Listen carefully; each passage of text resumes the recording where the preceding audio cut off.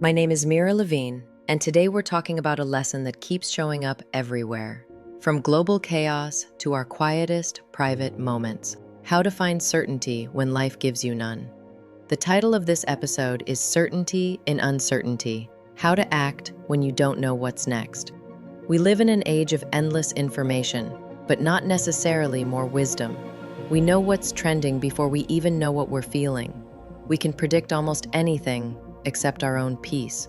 And when uncertainty hits, when plans shift, when people leave, when answers don't come, we default to fear. Kabbalah calls this the illusion of control. We believe that certainty means knowing the outcome. But in truth, certainty is not knowledge, it's alignment. It's the quiet confidence that no matter what happens, light is still guiding the process. When the ancient Kabbalists wrote about emunah, faith, they didn't mean blind belief. They meant active certainty, the ability to move forward even when logic says stop. It's what Abraham did when he left everything familiar without a map. It's what Moses did when he stepped into the sea before it parted. Faith, in this sense, is spiritual momentum born from trust. The challenge for us today is that we've built our sense of safety around prediction. We plan, we calculate, we measure, and then we call that control. But life was never meant to be controlled. It was meant to be participated in. Uncertainty isn't proof that something's wrong. It's proof that something new is trying to emerge. Every moment of chaos holds a hidden structure waiting to form. Kabbalah teaches that when light moves from one state to another, there is always a moment of concealment. The vessel can't yet see what it's becoming. It's like walking through fog. You can only see one step ahead, but that's all you need. The path appears only as you walk it. We suffer because we want guarantees. We want to see the ending before we begin.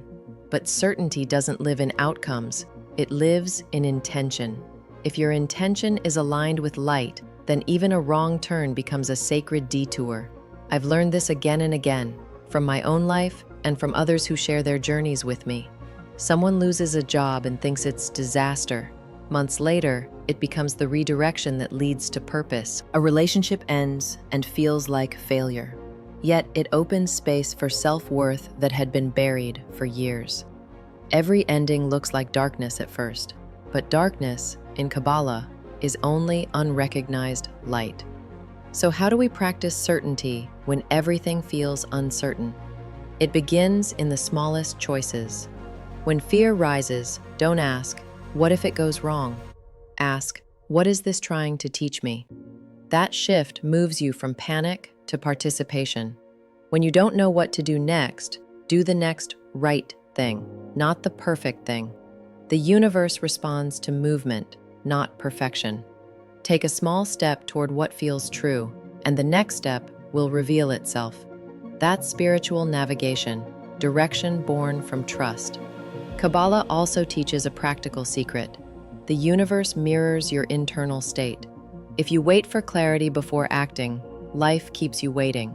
But if you act with certainty, even in the unknown, life aligns to meet your energy. Certainty is creative. It's not passive belief. It's the vibration that says, "I may not know how, but I know why." And that why, to share, to grow, to awaken, is enough to move mountains.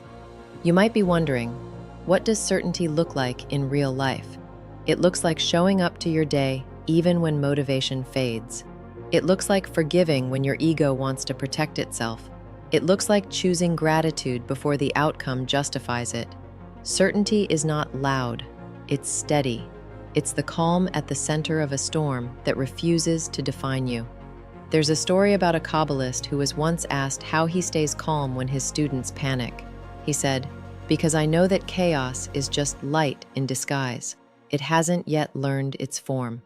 That's the essence of certainty. Not pretending everything is fine, but knowing that everything is purposeful. The most powerful thing you can do in uncertainty is to pause. Not in fear, but in faith. Pause and remember. There is a structure behind the seeming randomness. The light hasn't left you. It's rearranging the pieces. So when the future feels blank, take a breath and speak these words inwardly. I don't need to know how this ends. I only need to trust that it's leading me somewhere higher. In that sentence lies the entire wisdom of Kabbalah, because the universe doesn't reward control, it responds to consciousness. Every time you practice certainty, you build a new vessel. Every time you act with trust instead of fear, you expand your capacity for light. And soon, the fog clears. Not because the world changed, but because your perception did. If you're walking through uncertainty right now, don't rush it. Don't label it wrong. Let it be the teacher it came to be. Light doesn't test us to punish. It tests us to strengthen the channel through which it can flow. You don't need to figure everything out. You just need to take one step, with faith, into the unknown. That step is enough to invite miracles. The moment you stop demanding proof and start embodying trust, the entire structure of reality responds.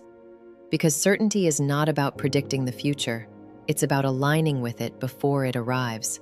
So this week, when fear visits, sit with it. Listen to it without giving it authority. Say to yourself, I may not know what's next, but I know I'm guided. And keep walking. That is Kabbalistic certainty. It doesn't erase uncertainty, it transforms it into purpose. Thank you for sharing this moment of reflection with me. If this message helped you breathe a little deeper, follow Kabbalah Daily for more weekly insights. Like, share, and when you're ready, comment. I am ready to receive. Until next time, receive with intention, give with purpose.